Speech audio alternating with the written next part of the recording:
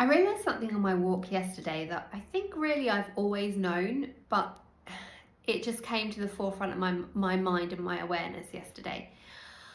I was on my walk and I was reflecting on my recent trip to Faro, and I realised, I was thinking on this question, when did I feel most happy? And it was when I was in motion. And it's funny because a couple of years, or last year, I took a trip to Valencia. And I said to one of my friends that it was weird that I felt happiest when I was actually travelling to Valencia and from Valencia. Not that there's anything wrong with Valencia itself, it's a lovely city, but that's when I felt happiest. And it was exactly the same in Faro. Like, I was so happy and in my element, travelling to the airport, doing all of that, travelling from the airport.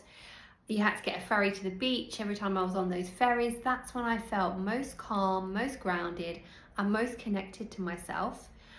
And so I started to think about this in terms of the work I do. So I coach people with health anxiety, and also women on the verge of change who are going from a life that just doesn't really fit them and just feels a bit ugh, to a life that really excites them. And I was thinking about this question of, when do we feel happiest? When do we feel most ourselves and most at home? And particularly with health anxiety clients, and I know this from my own journey, the body feels like a really unsafe place to be when you have health anxiety. So a lot of the work I do with clients is about helping them to feel safe in their bodies again. So I was reflecting on the times where I feel most happy and safe in my body, and it's those times when I'm in motion. And it almost doesn't matter where I'm traveling to. So it can be out on a walk, or it can be traveling to another country, or it can be dancing. But it's those times where I just feel so connected to my body and so calm. And that being in motion for me is really soothing. And I find it just brings my nervous system right down. And that brings me on to the other point.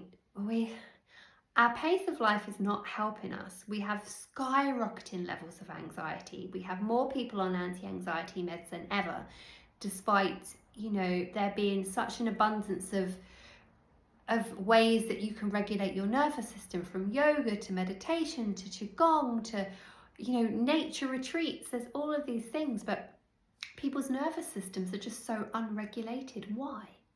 And really, it's this pace of life, because you can go and do all the yoga retreats you like, but when you come back to your normal life, how are you living? What's the pace that you're living with?